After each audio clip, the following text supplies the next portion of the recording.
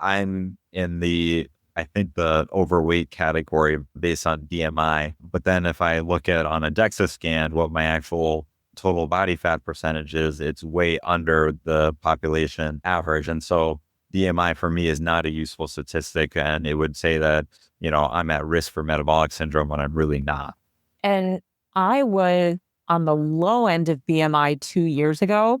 So if I went to my primary doctor, they might tell me that I'm normal and my weight is good. But then when I got my full-body DEXA scan, I saw that I was actually storing some extra visceral fat and my lean muscle mass was super low. So I was basically skinny fat in spite of my BMI being normal.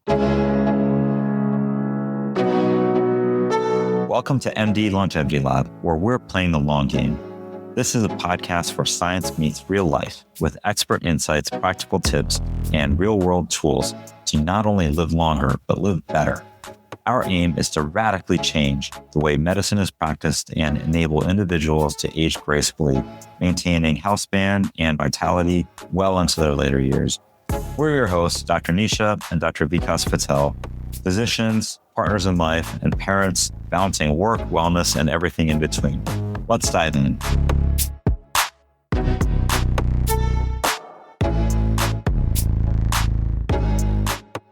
Welcome to the MD Longevity Lab podcast, where we are playing the long game. Thanks for joining us today, guys. We are going to be talking about DEXA scans. We just wanted to give everyone a quick overview of DEXA, full-body DEXA scans, because we get asked this a lot. Like, what is the purpose of a full-body DEXA scan? You've probably heard of them before, mostly in regards to bone health and checking bone density.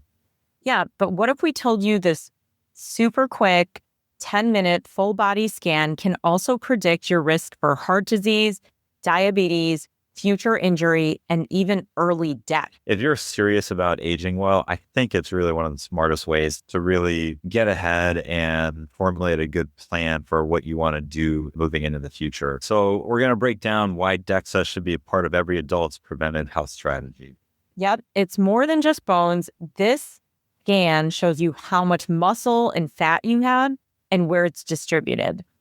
It's pretty fast, painless, and it really does give us great deep insights into a patient's health span and not just the number on a scale. So grab your favorite longevity drink. Hopefully it's a protein shake or sometimes whey. And let's talk DEXA 101. So what exactly are we scanning with DEXA? Yep. DEXA gives us a full body snapshot of bone density, muscle mass, and fat distribution broken down by region. So Vikas, why don't you tell us a little bit about how DEXA scans work? Yeah, so DEXA stands for dual energy X-ray absorptiometry. DEXA is easier to say. It's literally using very low dose X-ray beams of two different energy outputs that get absorbed by our different body tissues differently. So that means that those two different energy beams one gets more absorbed by bone, let's say. The other energy beam gets more absorbed by fat tissue, and muscle is a combination of those. And basically, the scan allows us to measure exactly what somebody's composition is, whether it's this percentage of bone, this percentage of muscle, this percentage of fat. So originally, we only really used it for bone loss screening, right? In women over the age of 65. And now we're learning that this technology is a powerful tool for tracking body composition over time. Exactly. We have several metrics that are really kind of our favorite metrics when we look at a DEXA scan. Some of those things that are really important are things like android to gynoid ratio. That's literally the amount of fat that we're carrying around our trunk versus how much we're carrying around our hips and butt. And then things like lean muscle mass, appendicular lean muscle mass, which is the muscle mass that we see in our extremities rather than just in our trunk. And let's not forget belly fat, right? So belly fat, we also call that visceral fat, is much more inflammatory and dangerous than fat in other parts of our body, like the fat we can pinch in our skin. Exactly. It's not just about cosmetics. This is really about distribution of where we're storing those extra calories that we like to eat sometimes. And with DEXA, we get a much clearer picture than we ever could from a regular scale or even BMI. I know in the primary care setting, we still routinely check BMI. That doesn't give us a very clear picture of a patient's health, correct? BMI is really just used for population studies, and that's really what it should be used for. It shouldn't be used as the sole determinant of like whether somebody's healthy or not. I'm in I think the overweight category based on BMI. But then if I look at on a DEXA scan, what my actual total body fat percentage is, it's way under the population average. And so BMI for me is not a useful statistic. And it would say that, I'm at risk for metabolic syndrome when I'm really not. And I was on the low end of BMI 2 years ago. So if I went to my primary doctor, they might tell me that I'm normal and my weight is good. But then when I got my full body DEXA scan, I saw that I was actually storing some extra visceral fat and my lean muscle mass was super low. So I was basically skinny fat in spite of my BMI being normal. And that's the problem with BMI is that you can't tell what the distribution of somebody's body weight is based on just that number. That really just has to do with somebody's height and what their weight is. So one of the things I think we had asked about is, are DEXA scans safe because they do use X-ray radiation? When people hear X-ray, they think of Chernobyl, but we want to reassure people that the radiation amount is tiny. It's literally less than what you would get in a transcontinental flight flying from the East Coast to the West Coast, right? Exactly. It's a fraction of what you get flying. For instance, not just an airplane flight, but even people who just live at high elevation, right? So somebody who lives in Denver, which is about a mile high, their day-to-day radiation just from living at that altitude is more than the radiation that we receive just from getting a DEXA scan. A DEXA scan has 1/1000 of the radiation than a traditional CT scan. And patients sometimes ask, how do I prep for a DEXA scan? So there really is no prep beyond avoiding metal and fasting for a couple of hours. And it takes under 10 minutes to perform and no discomfort. So patients are just lying on a table and not moving for 10 minutes. So obviously, if you have implanted metal, you had a hip replacement or something like that, that's fine. But if you have piercings, you want those off, any metal in your clothing, even reflective clothing, which sometimes people wear can actually reflect the X-ray beams as well. So just comfortable clothing that doesn't have any metal in it. And if you can avoid eating any big meals and just in the last 2 or 3 hours before coming in. Let's talk about what happens during the scan. So you lie down, the scanner arm moves overhead, and the machine maps every inch of your body from your muscle mass in your arms to the fat around your organs. And we get immediate results that we can interpret in the context of your health goal. Yeah, this is like unlocking your body data dashboard. It's a pretty powerful motivator for change, which I think you and I have both noticed after we had gotten our DEXA scans. And one of the awesome things is that it's highly repeatable. DEXA scans don't have a whole lot of variation. And let's not forget that DEXA is the gold standard for body composition measurement. So there's a lot of other tools out there. There's at-home scales, which are pretty useful to just track trends.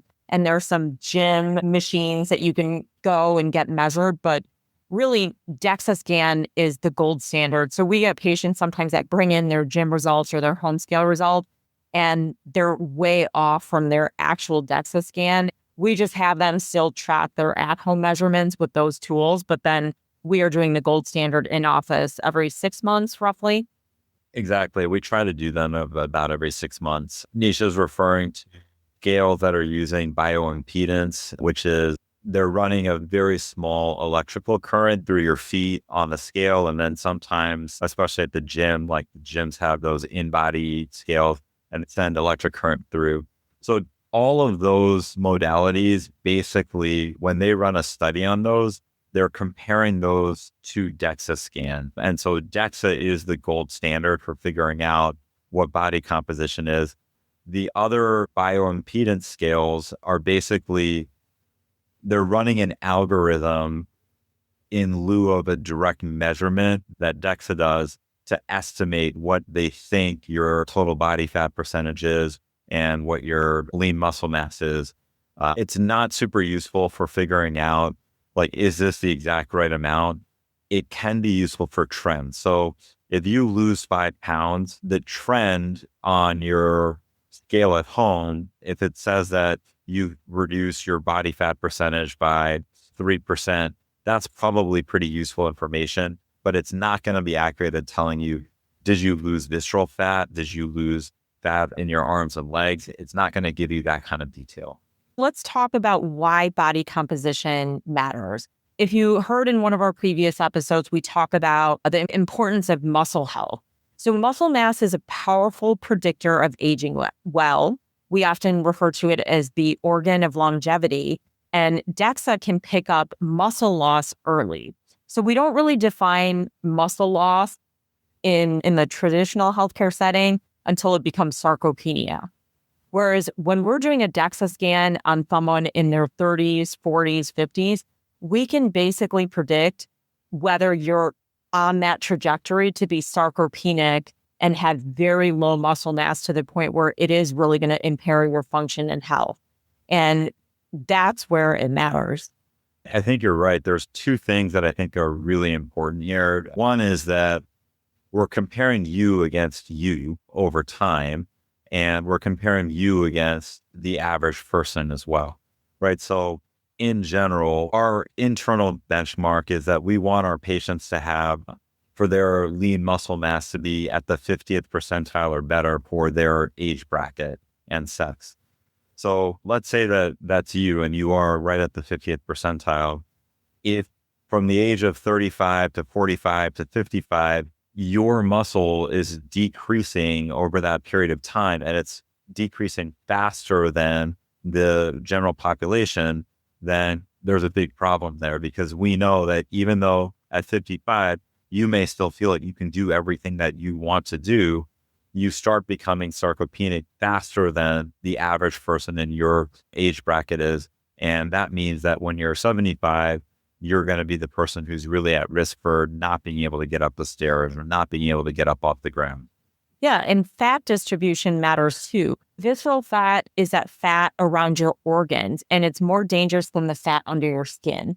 And DEXA gives us a precise measurement and certain ratios to detect these issues like skinny fat. I was skinny fat, I'll admit it.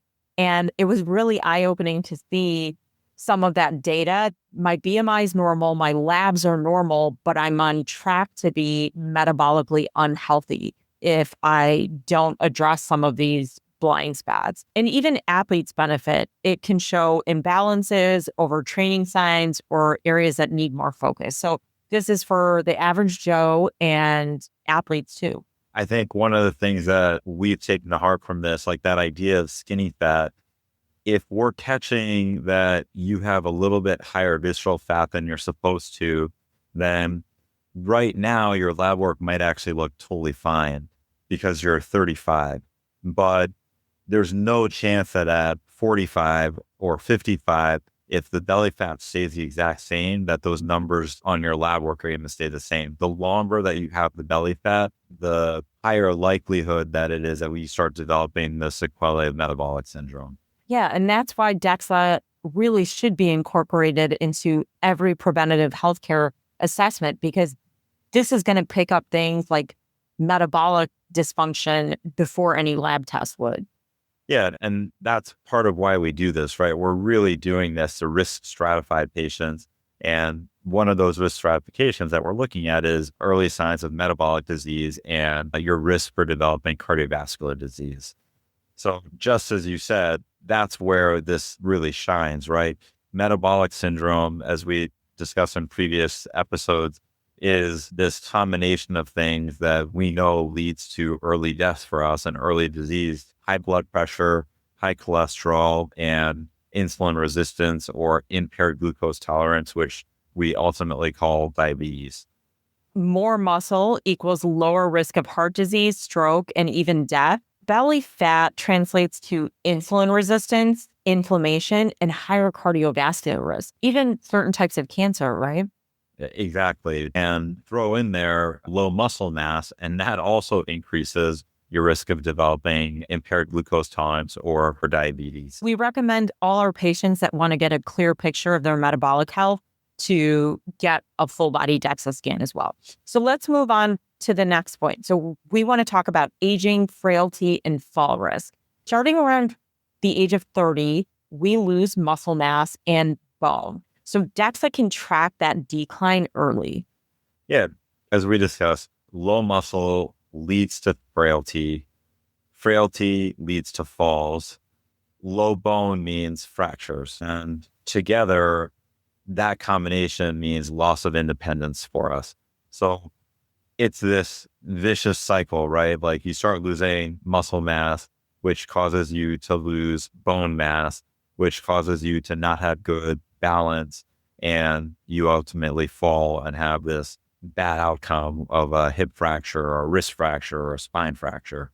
The good news is it's completely reversible. So if we're doing full body DEXA scans on patients in their 30s and 40s, even 50s, with resistance training, proper nutrition counseling, and tracking via DEXA scans, we can reverse the trajectory of some of these disease processes.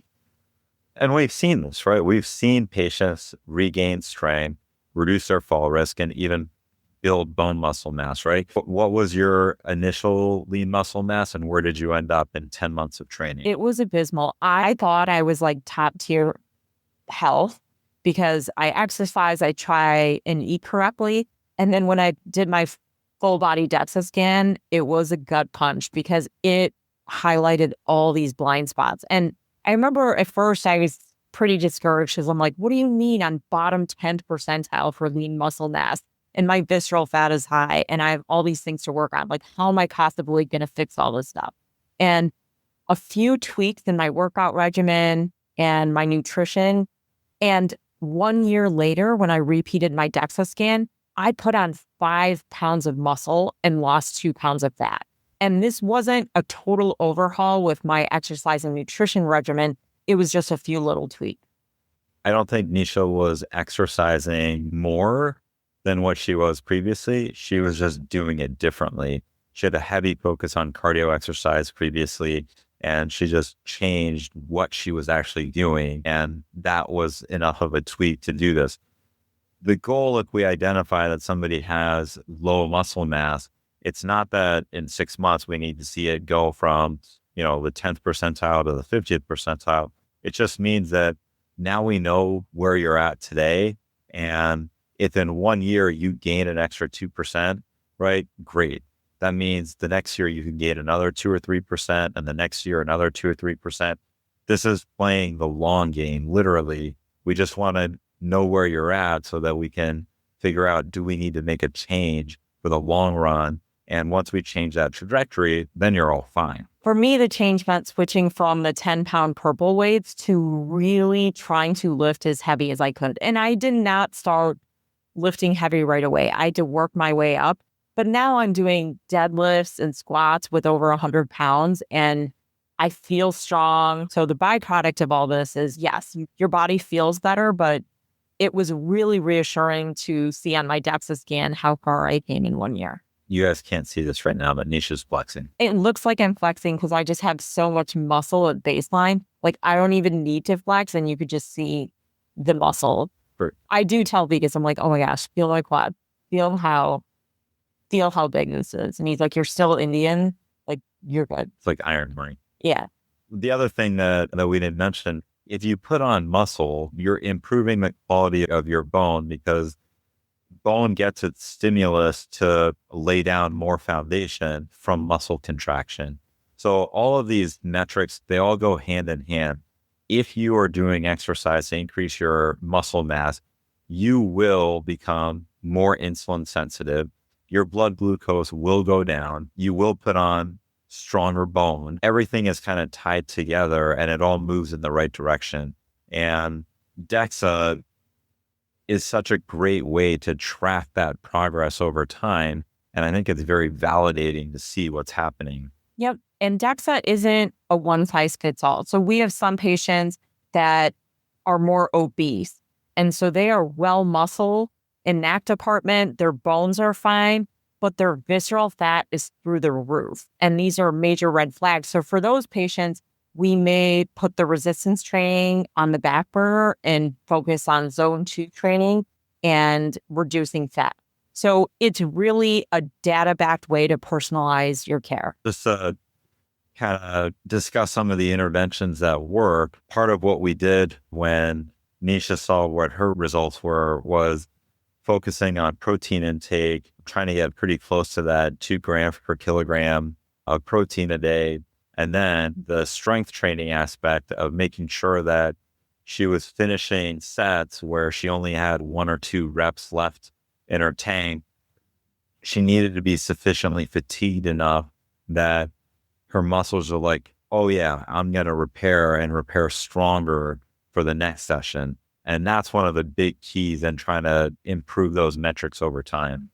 Yeah. So we hope you guys think from this episode. Another important thing to note is that sometimes we get discouraged if we're trying to lose weight and the scale isn't budging. We have some patients on GLP-1s and they get frustrated that I've been on this GLP-1 and I'm not losing weight. And when you're just weighing yourself on the scale, it's just a number. You're not differentiating fat and muscle. Patients on GLP-1s, you are dipping into both fat and muscle. And that's where DEXA can come in handy, because doing a full-body DEXA scan before starting a GLP-1, you can see how much muscle mass you have. And that's a muscle mass we want to preserve. I think you're right. Problem with GLP-1s for many patients is how effective they are at suppressing appetite. And we've definitely seen patients who rely on the GLP-1 to do all the heavy lifting, and they are really enjoying the results, which is their number on the scale is going down and their clothes are fitting better. What those patients are not always realizing is that they're not prioritizing their protein intake and they're not doing any resistance training. So that's what I mean by the GLP-1 doing all the heavy lifting. They're expecting that if I just take this medicine, I'm going to be healthy. And the medicine is going to make them healthier in one sense, because they will lose that belly fat, but there's also a cost associated with that. If they're not going to do any sort of resistance training, they're going to also be losing muscle at a pretty rapid rate. You can't just lose fat. You will lose both fat and muscle. And the only way to preserve the muscle is to make sure that you're getting enough protein in during that period of appetite suppression, and you're giving the muscles the stimulus to stay the same size, which is exercise. Yeah. So as we age, it's less about the number on the scale, right? We should really be focused on what those numbers mean. And DEXA gives you thousands of metrics that we can map out and get a better picture of where your health is. Yeah, I think the idea here is that if you're going to lose weight and you lose 2 pounds, we shouldn't ever want to have more than 1 pound of muscle loss for every 1 pound of fat loss. Ideally, we should be losing 2 pounds of fat for 1 pound of muscle. And literally just a few weeks ago, I had a patient, her work had incentivized them all to do a weight loss challenge. And she was a gymnast in college, I believe. And then she had put on some weight and she had gone on a GLP-1. We did a DEXA scan before she started the contest and then afterwards 3 months later. And she had lost something like 30 pounds during that period, but she had actually put on the DEXA scan, she put on 5 pounds of muscle while losing a total of 30 pounds of weight because of the protein intake and the resistance training that she was doing. And so it was so beautiful to have a before and after DEXA to document what she was doing and how her interventions were working so well. Most people lose a little bit of muscle on GLP-1. So this patient really did her homework by prioritizing protein and heavy resistance training to offset that. Yeah, it was a conversation that we had before she started the contest. I told her, like, it's great that you're going to be on this medicine, but these are the pitfalls of the medicine. And if I were in your shoes, this is what I would do. And she remarked that, hey, I know how to weight lift because I was a gymnast. I just fell off the wagon and I have not done anything for the last 15 years, but I know what to do. I just needed the motivation to get back to it. And so I'm going to go back to the gym and I'm going to start doing this again. And so when she saw the results, like she kind of knew because her clothes were fitting better, but she was so surprised when she saw that her strength had gotten so much better and backed up by the fact that she'd actually put on 5 pounds of muscle in that period of time.